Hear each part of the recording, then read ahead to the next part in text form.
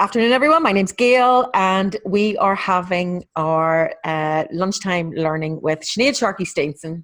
She's a career strategist, a coach that has worked with thousands of women to help them get clarity on their career direction, build confidence, and build their dreams. And I've been lucky enough to be one of those women. So Sinead has 20 years experience of working with global corporates and founded Gen Women almost 4 years ago. I can't believe it's 4 years ago now. Since then, she has won multiple awards for her work and been recognised in many places, including being recognised by the President of Ireland.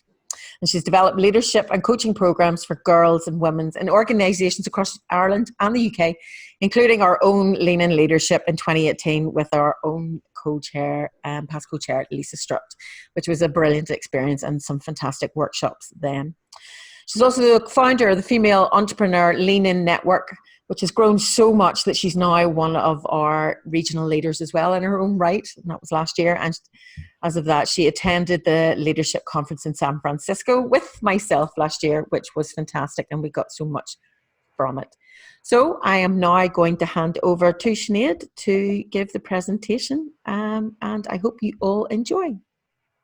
Thank you, Gail. And it looks like it was good timing that we went when we did. Yes. Who knows what's going to happen this year. But afternoon, thank you all for joining me. I'm going to be running through, telling you a bit about me and my story, which some of you will have heard before. I'll try and bring some new bits to it and give you some good pointers for how you can really manage your career with a flavour of doing it in a crisis because of the current situation. Because it's not business as usual, as we have all noticed and are probably fed up hearing about. So I'm going to share some slides with you. If I could get rid of my there. So to give you something to look at and keep you focused. Oops. You're getting a preview. I don't know how that happened. Okay, so for those of you that don't know me, I've been involved in Lean In for must be about 5 years now. I don't know if that's right. When I set myself up with a mentor and mentioned I had a notion of working with women, and she introduced me to, she was like, oh my goodness, you've got to meet Nuala Murphy. She has started this thing called Lean In. Have you heard of it? And Nuala and I then had a few interesting phone conversations. We both had babies at the time, and we were both going through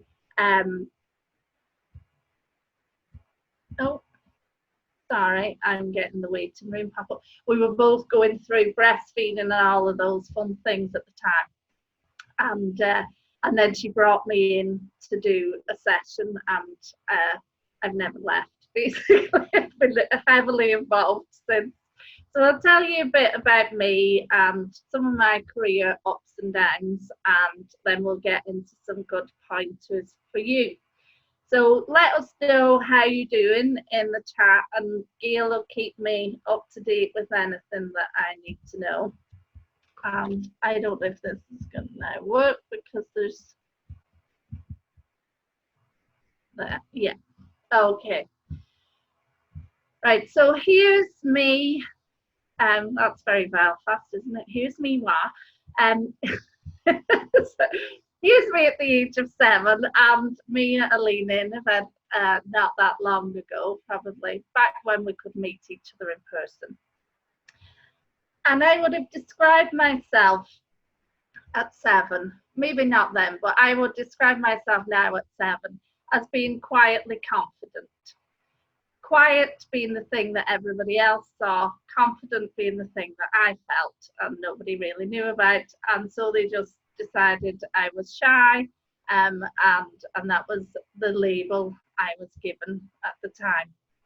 And I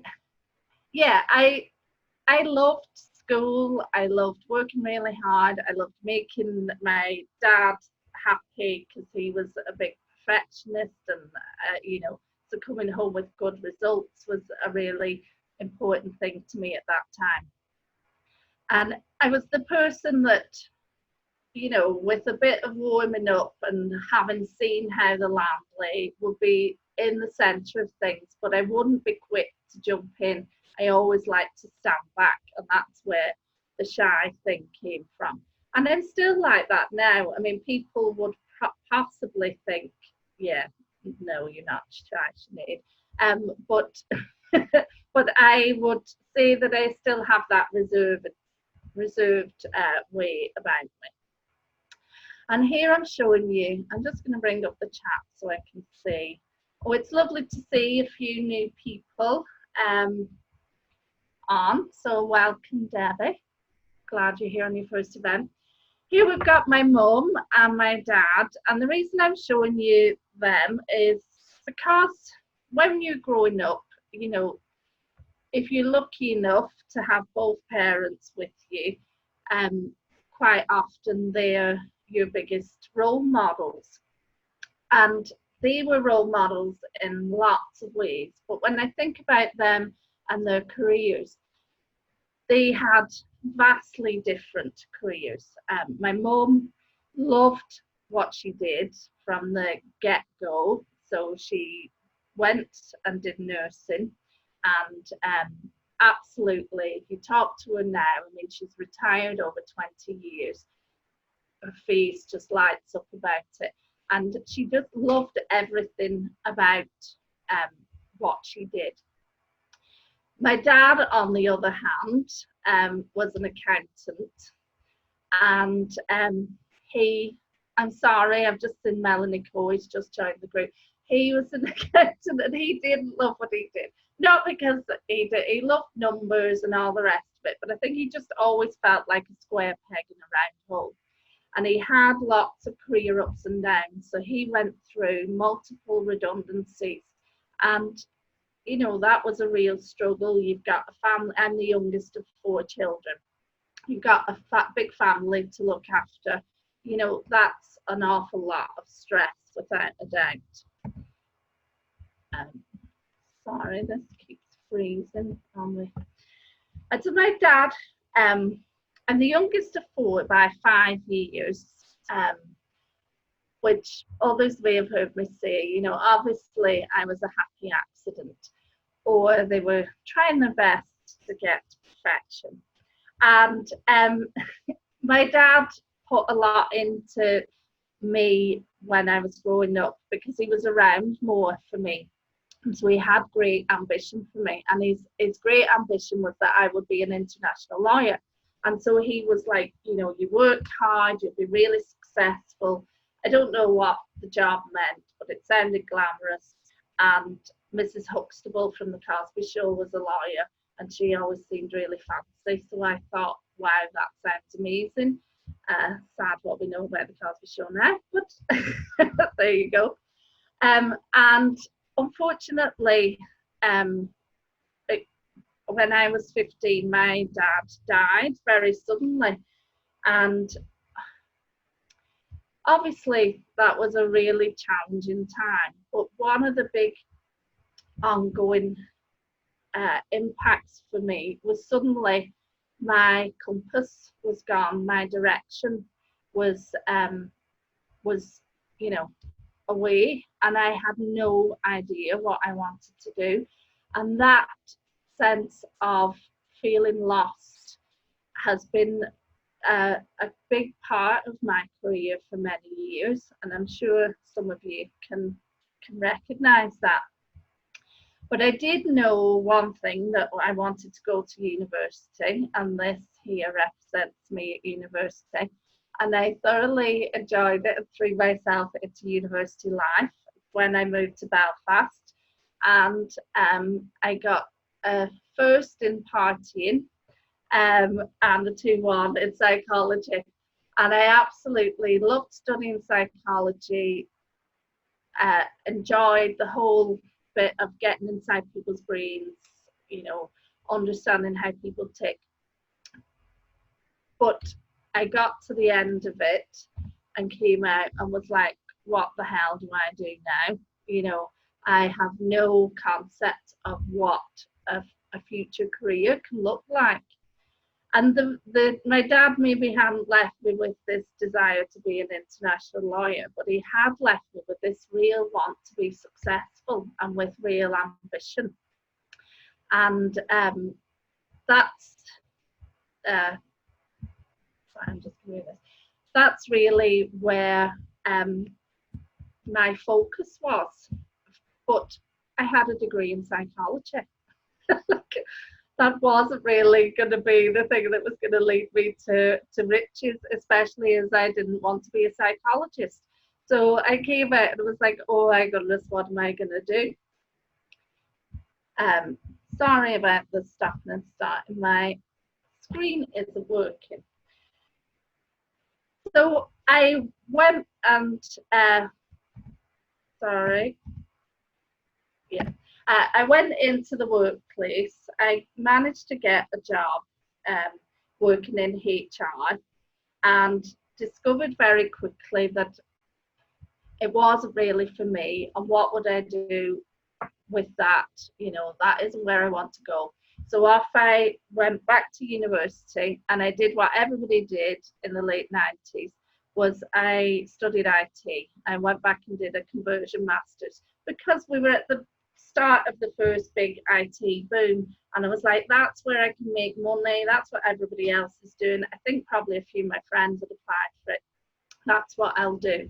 And this picture represents me on day 2 when I realized I don't think I meant to be an IT person, but I had a good grant and I didn't know what else I was going to do, so I persevered, and that started my career in IT and led me into getting a job in a very good company. And I got there and I did what we often do in Northern Ireland.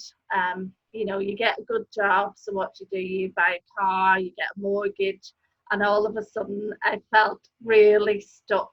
Like, here I am in this place where I'm not good at what I do. I'm terrified that people are going to catch me out, and now I'm in loads of debt. Why do we do it to ourselves? So I've got to keep working, and I have no idea where I'm going to go next. So anybody that suffers imposter syndrome, one of the types of imposter syndrome is, well, if I go and get another piece of paper to tell me that I'm good enough, then maybe it'll make it all okay. So I went back to university while working and did another master's in human resource management while I was working in IT systems for HR. So the company kind of went with it and said, okay. And I was just like, yeah, I'll feel really confident when I do this. I'll not be terrified to speak up. Everything will be okay. But of course, anybody that's gone down this path knows it doesn't really work like that. And quite quickly, I find myself back at work, being miserable. And this was me probably every weekend thinking about the jobs I might apply for that I started. And just going, I can't do that, I can't do this, I can't do that, what am I going to do? And so I drank wine. What else would you do? And that was that was my coping strategy. Not one I recommend, but actually in not to excess, it can be helpful because it gave me a really good idea. It made me recognize that I was miserable, that my confidence was disappearing, that the shy 7-year-old that I talked about was coming back to the fore, and that I was never going to be successful unless I changed something and quick. And so I had my best idea ever at the bottom of a bottle of red wine. And I remember it distinctly, which is amazing because I'd had a bottle of red wine and I don't ever remember anything after that.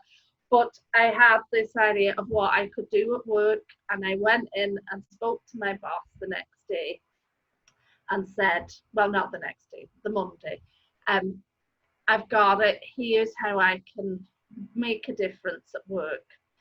And, you know, it's going to help you, it's gonna, you know, that I'm not happy, here's how we can do something. And it was all around cultural transformation. As an organisation, we needed to make massive changes, and I just thought this is where I can use my strengths, my passions, and really get into it. And that was me. I was like a different person. For the first time in my life, I had a plan, I had a goal, I felt like I was cacking myself, and I was totally overreaching. But I felt somewhere in there that this was the right thing and my confidence would come through. And it was true, that's what happened. And so I had massive career highs in that and made an impact and absolutely loved my life, and I was going places. And then I hit another crash, and that's what the dip between these big stones represents. And it was a point where I had progressed in everything but salary and position. And I was getting so frustrated and angry that I wasn't being recognised for what I was doing and what I was capable of.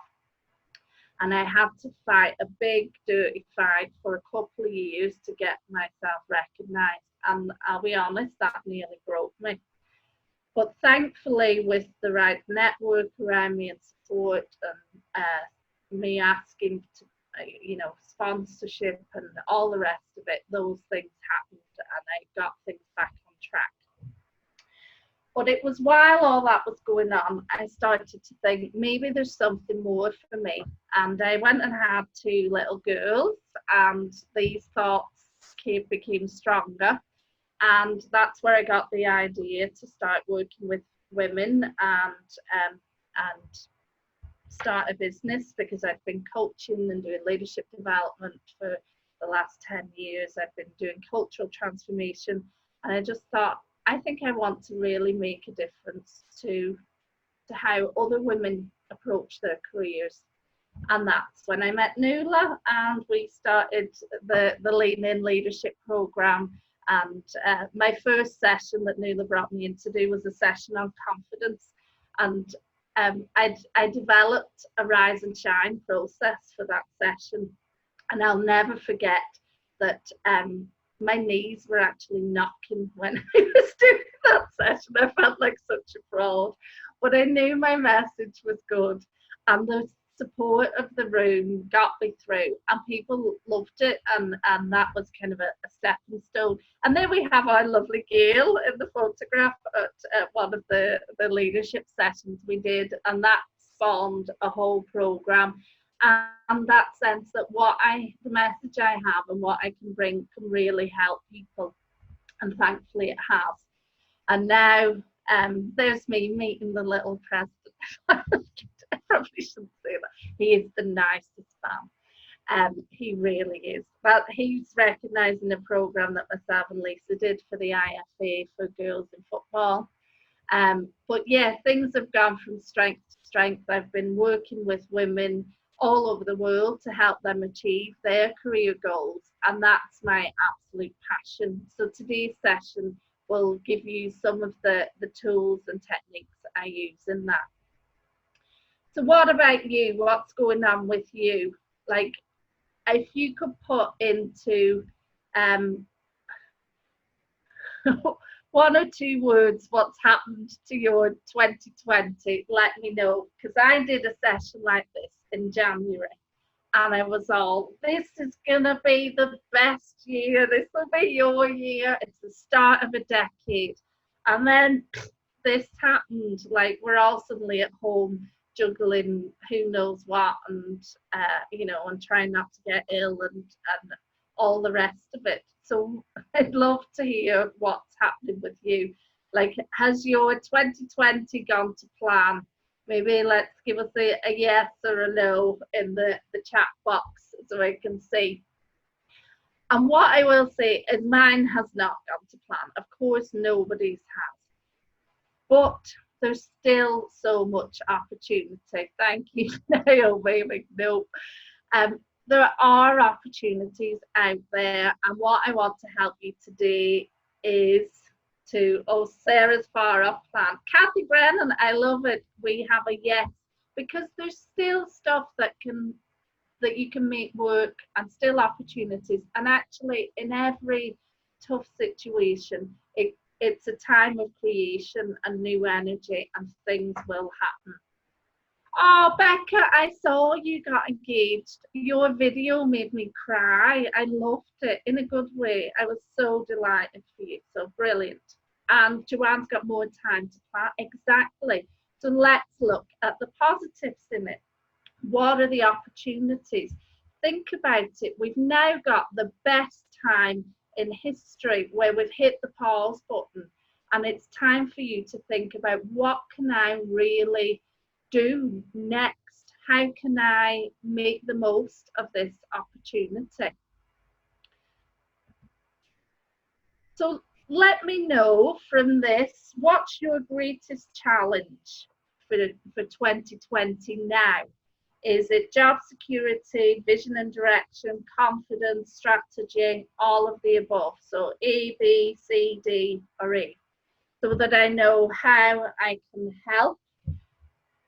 So lots of B's, quite a few E's, D's and C's. So we're going to touch all of these and hopefully give you lots of ideas. And if you've any questions as we're running through, pop them in the chat box. If I don't see them, Gail will give me a prod, and I'm happy to answer them.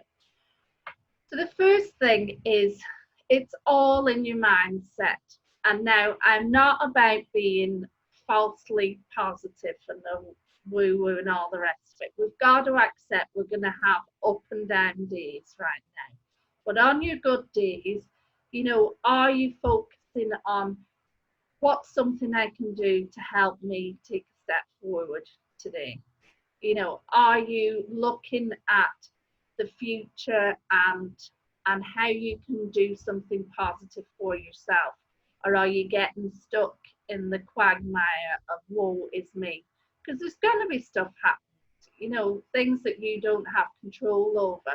But when you start to shift your focus from what I can control to what, from what I have no control over to what I have some influence over, it's a much better headspace to be in.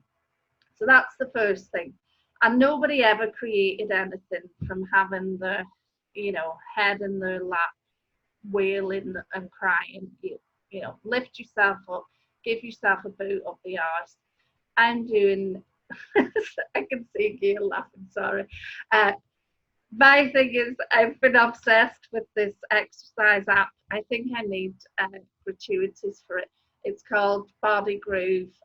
But I know the guys did a brilliant Pilates session yesterday. Whatever your thing is, just do something for you, and then you're in a better mindset to get going. And the other thing I want you to remember is, this is your responsibility. Nobody else is going to do it for you. Like the woman on my Body Groove app says, nobody can shake your booty for you. You've got to do it yourself. But it's the same with your career. Nobody else is ever going to give a crap about it as much as you do. So why would you expect other people to do things, you know, when you've got to get in the driving seat yourself?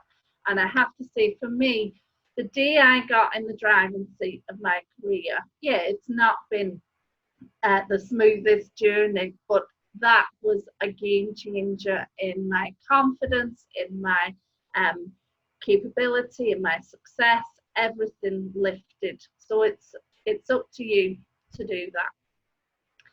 And so here's why women often come to me. So big reasons. They know they have more potential. So, you know, reached a point where they're like, I know I could be going, and it doesn't necessarily mean they want to get higher, but I could be doing more with the skills I have. They've had a hit in confidence. They're sick of waiting and want results. You know, have you been waiting for that promotion or to get on that project and things aren't happening? They're unhappy in their job or their career. You know, we've all reached those points where it just doesn't. I love that. Sarah's given me a book. I'll take that on, definitely. Unhappy in their job or career, you know they might be in a better culture somewhere else, or they don't fit with what they're doing. They want to get to the next level, so promotion, be recognized for what you can do. All of the above. So what if you were to look for help right now, what would it be for? Where do you fit in that? A, B, C, D, E, F, or all of them? Let's see. Is it that you've got more potential, your confidence is taken a knock, you're sick of waiting for results? Yeah, a few is, yeah. So, yeah, Claire would like to get to the next level. Sarah's open for everything. Rhoda, Claire, yeah, absolutely. All but mostly B, D, and F. So confidence, unhappy. And that's the thing. If you're not happy in what you do, you're maybe in a toxic environment, your confidence erodes. And we all deserve to feel really good about ourselves and what we do. And so I want to give you some pointers for that. Right, so I've got a 6-step process. I love a process. And this is my current process for managing your career in a crisis. Because boy, are we in the biggest crisis we've ever been in. Right, so I'm going to give you some pointers for each of these. Looking at your plan, your purpose, your potential. Do you need to pivot? How you position yourself, and your persistence. You know, we don't get anything unless we keep going.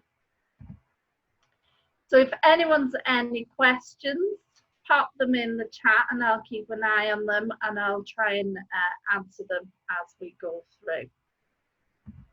Okay. So we all need a plan. Like I love a plan, I have to say. Your brain loves a plan.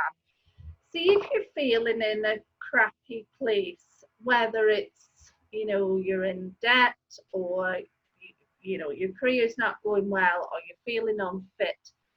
A simple thing you can do to get yourself feeling better about it is to look at, well, where do I want to get to, and what needs to happen for that to happen. So here you've got my vision board, and this picture is a few months old now. The pink ones were the ones I hadn't yet started on. Green ones were ones that I've either done or are well underway. And I really encourage you take time to think about what is it that I really want to achieve. And not just in your career, but in terms of your family, your health, your well-being, how you interact with your community. And capture all of that on a vision board. Gail, did you do a vision board as part of the Rise and Shine? Yeah. And like, there's something about putting your intention out there, and also the fact that you, like, if you use it and interact with it and look at it every day. Like, here's a really weird one I put on my vision board. So I have no plans to tell you this. I'm going to tell you a secret. I've got rosacea and I have really bad thread veins. So I put on my vision board. I've been meaning to do something about this for years. And I thought, right, I'll put it on my vision board. Forgot about it. And then I kept looking at the board and it was like it was a beacon to me. And I was like, right, I'm going to prioritize that so I can just stop thinking about it. And off I went and got that sorted out. And I know that seems like a really simple and silly thing, but if I hadn't had that in my focus, I never would have done that. And that's what it's about. It's putting something in your focus that you really want to achieve. And your brain has to work out, well, how the hell do I do that? So set your vision and then build your strategy. Like, the secret's all well and good, but you've got to take action and put a strategy together. So begin with the end in mind, as Stephen Covey would say, and think about, how will I know I've succeeded at that? What will that look, sound, and feel like? And okay, what needs to happen for that to happen?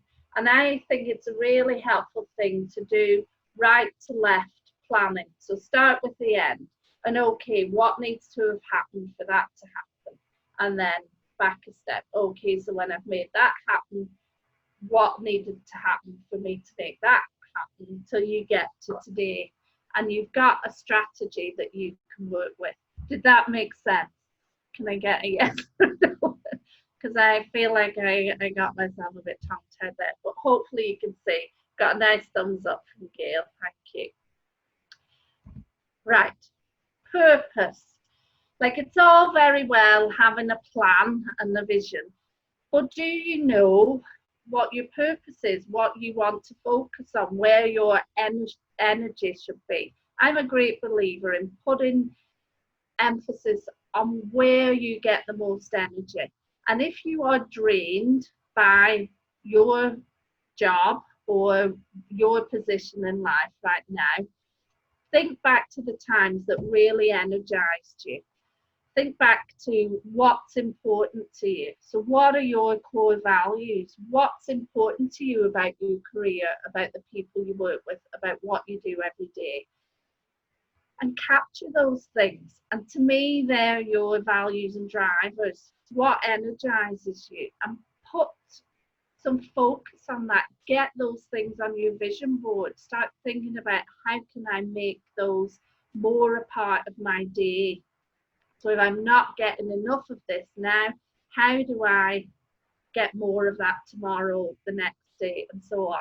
And sometimes it's about embracing hobbies and volunteering and other things to get what you need.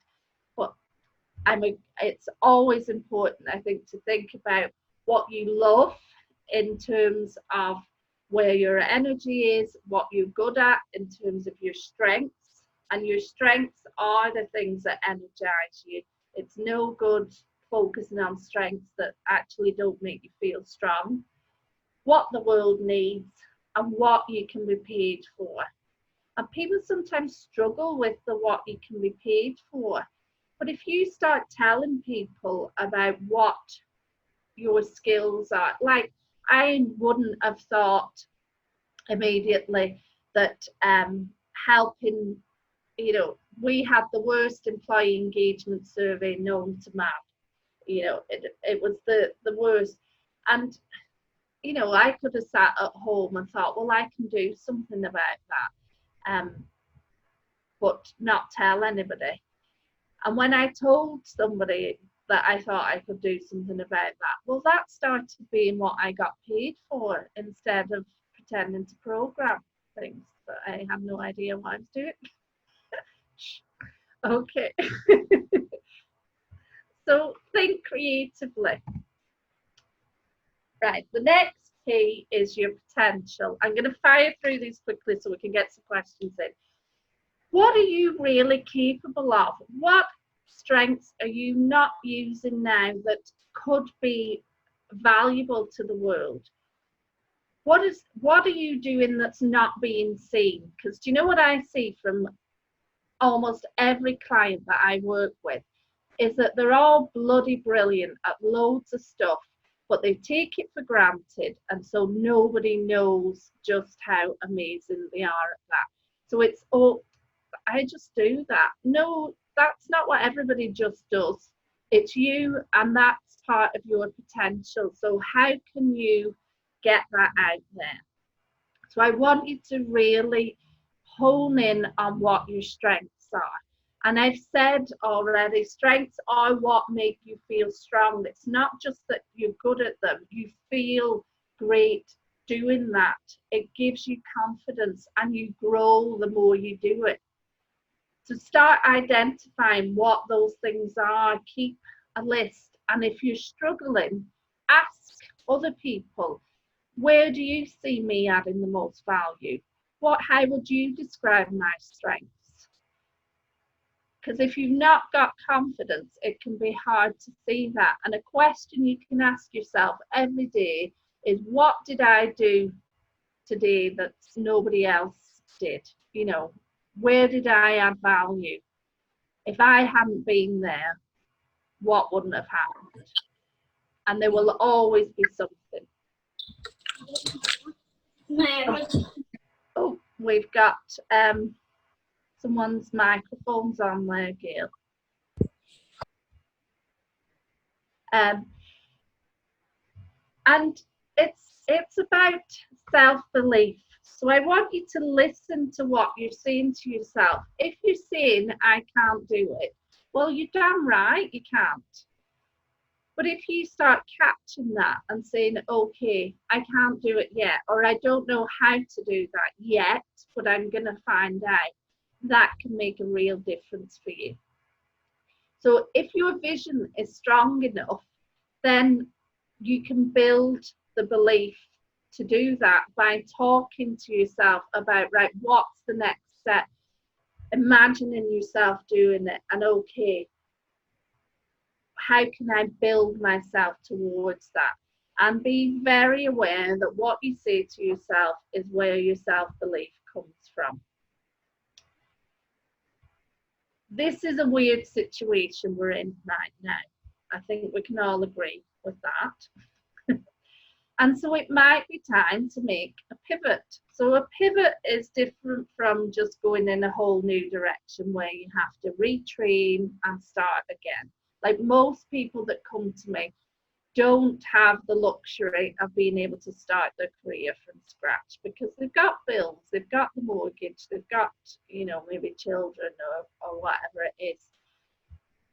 So a pivot is looking at, if you think about a basketball player or a netball player, and you pivot, one foot stays firmly on the ground and you change direction with that.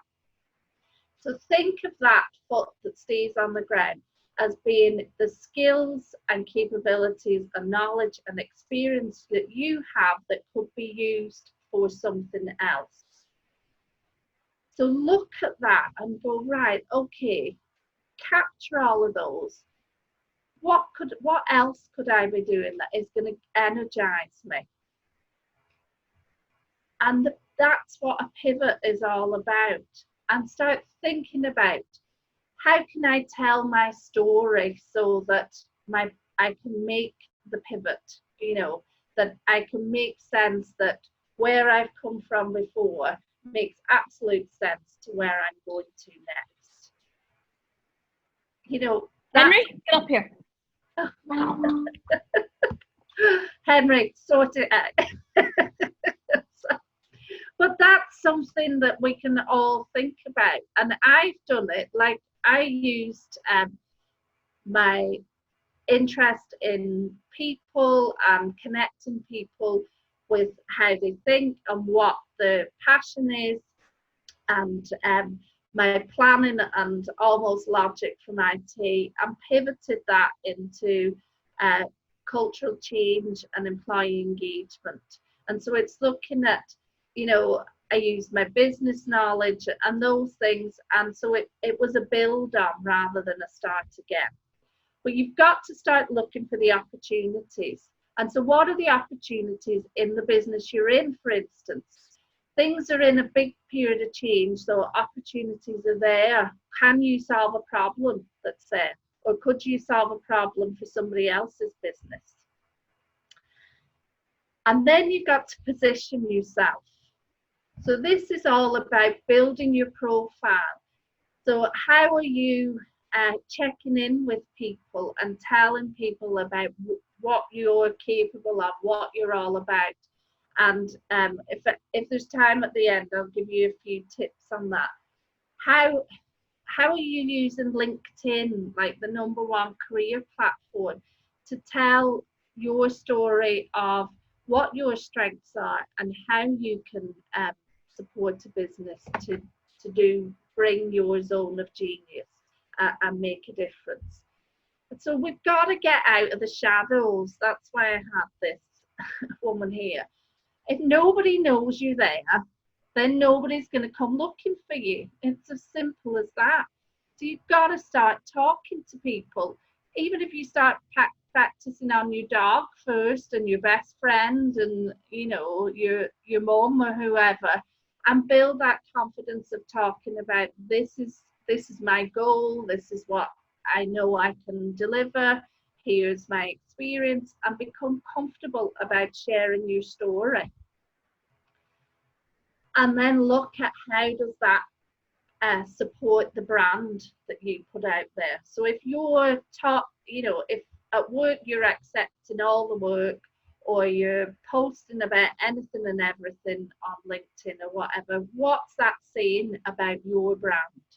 How can you make it very clear that this is where your zone of genius is and that's what you can deliver? And so it's volunteering for the right opportunities. It's saying no to the wrong things. It's, you know, putting yourself out there, being clear about what you post, not just a scattergun approach. And then the last P is to be persistent. Like, nobody got anything by stopping at the first hurdle. Like, you'd be the worst athlete ever if you stopped, you know, oh, I can't do it anymore. You've got to keep going. So every little dint and challenge and whatever is a learning. How can I grow from this? What have I learned about what I need to do next? You ask somebody and they say, no, I won't help you. Go and ask somebody else. Nobody says no, by the way. You know, but think about who you're talking to. You've got to be persistent.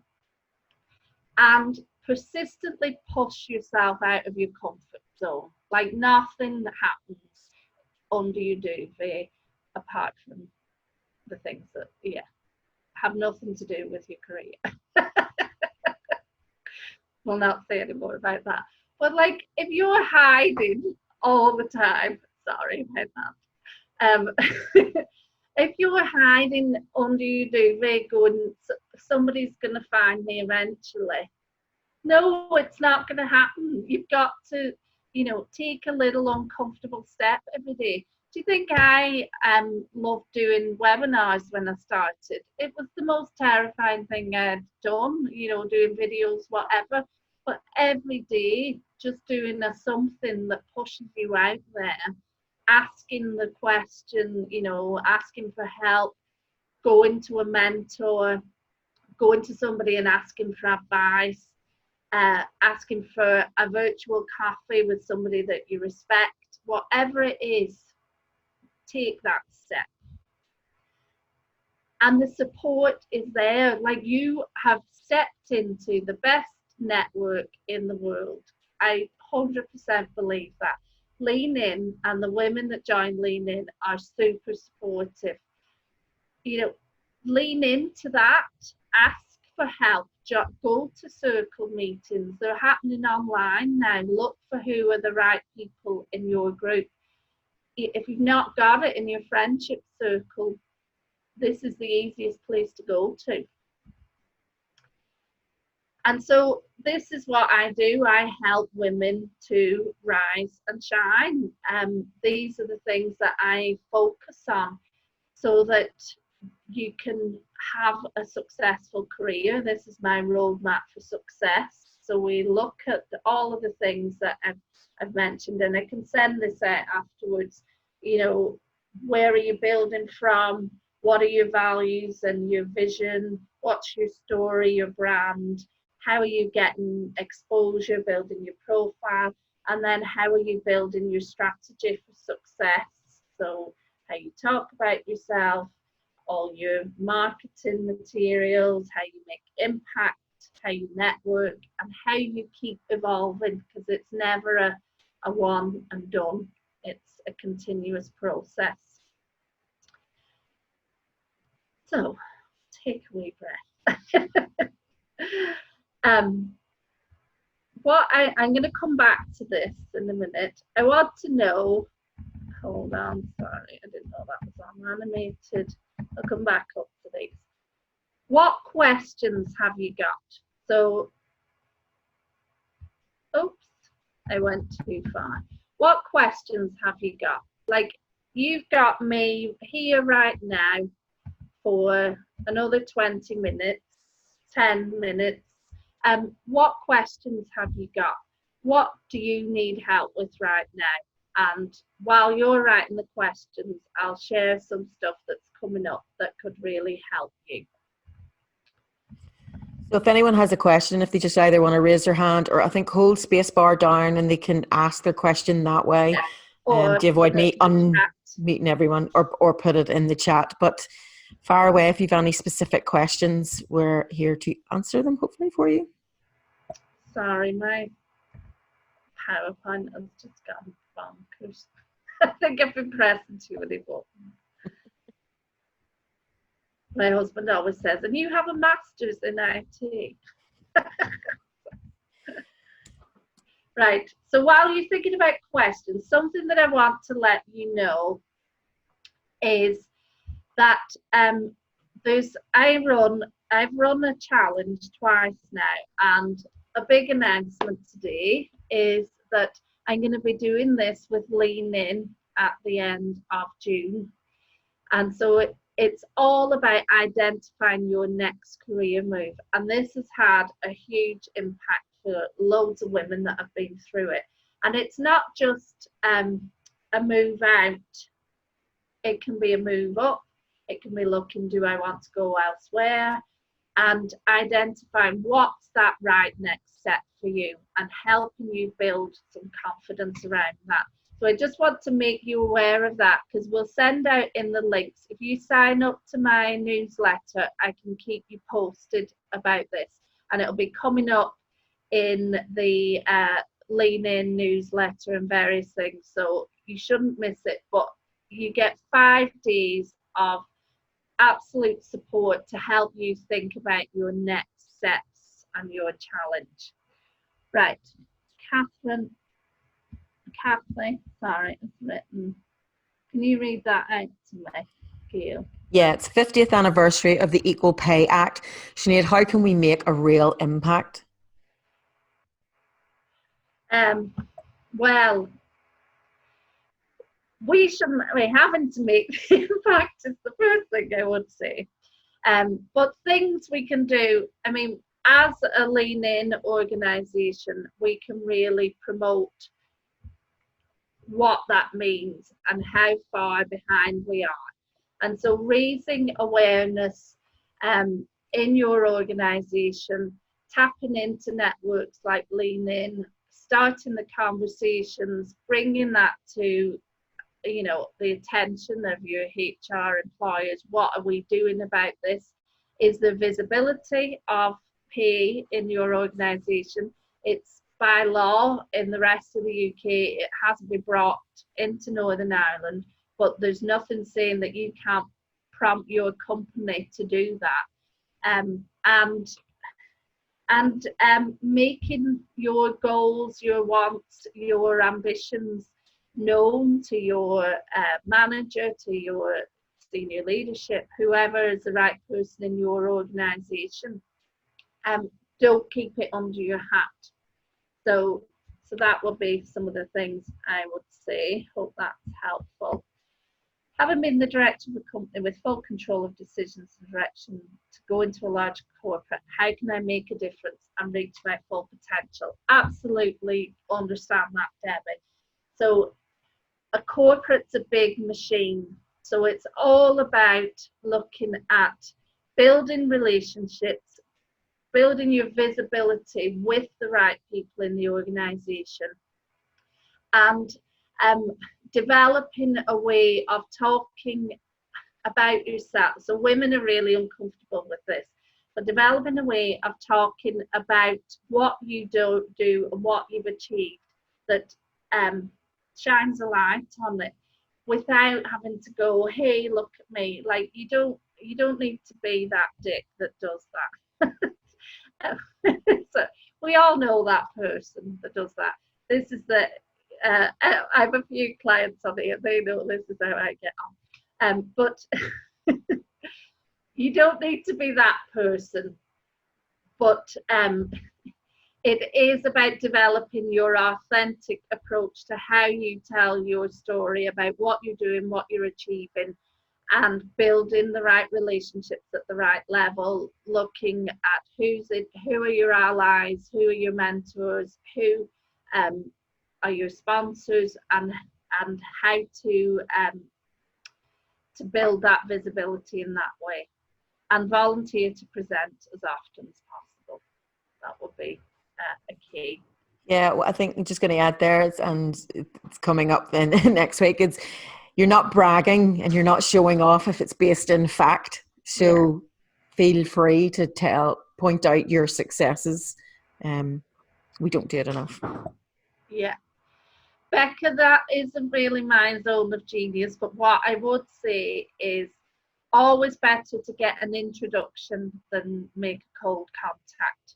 So reach out to your network and find out who knows the people that you want to get in contact with, and ask them for the introduction, and to do some kind of introductory work with that person. So let them know what it is you're looking for, what you're about, and get them to make the referral for you. Hopefully that's helpful. Sinead, I just one question, and this sort of more relates to me. Being at home, I was going to say stuck at home, being at home, I'm having to homeschool, finding the time to do the work to actually feel that my career is progressing. How do you suggest that, that you're still progressing in your career and showing up when your time is severely limited? Like, I have all my school stuff sitting right beside me and we'll be going back to schooling now, but I always feel I'm missing the opportunities. Yeah, so this time is actually really good because we are so time poor, to really focus your mind on what's important. So if you are focused on trying to progress your career, you have to put that top of the list and go, okay, every day, what am I doing that's either bringing a result that's going to put me in good focus, that's increasing my visibility, that's building a key relationship, and making sure you put it on your list, because we don't tend to do that, and that you give it time and attention. So we tend to make time for the busy stuff, but we don't, and really evaluate the busy stuff and say, in this current pressing situation, what is actually important work versus what is the noise. And prioritize, and carve out your time. Recognize, like, stop trying to be the everything and realize these are the realistic times I'm going to have time to do something. And recognize there'll be a spanner in the works. Like yesterday, my daughter got a vomiting bug. How we haven't been anywhere, I don't know. But, these things happen. And so I had to park, preparing for today, and just try and slot it in when I could, and park other things. So there's always going to be stuff that knocks you off, which makes it really important to prioritize what's the most important that you just cannot put to one side. And you can look, like, these are the results I've helped women get. If you put the effort in, these are the things that can happen. Put the focus on it, invest in yourself. Like, it's so important that you invest time, you invest, you can always invest in a coach, invest in, and that was me, invest in relationships, invest in you. Like, nobody else is going to do it. So put yourself first. And especially if you've got kids, the worst thing you can do is decide, oh, well, I'm not going to do anything. Of course, we all have our challenges and we need to find balance and whatever, but it usually means you go to the bottom of the list. There's nothing wrong with putting yourself back to the top. Be self-full. That's my new expression. You're being a good role model by doing it.